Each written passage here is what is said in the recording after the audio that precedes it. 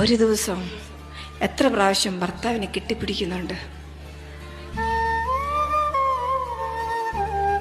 ചിന്തിക്ക്. ഒരു ദിവസം എത്ര പ്രാവശ്യം മുത്തം കൊടുക്കുന്നുണ്ട്? ചിന്തിക്ക്.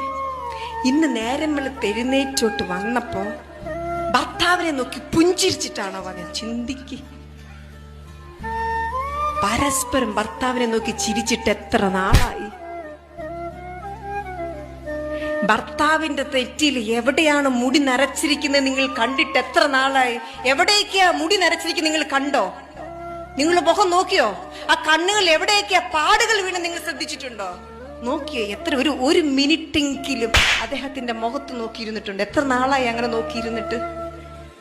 എന്തിനാ കല്യാണം കഴിച്ച? ഇതിനൊന്നും അല്ല എങ്കിൽ ഇതൊക്കെയാണെന്നേ ജീവിതത്തിന്റെ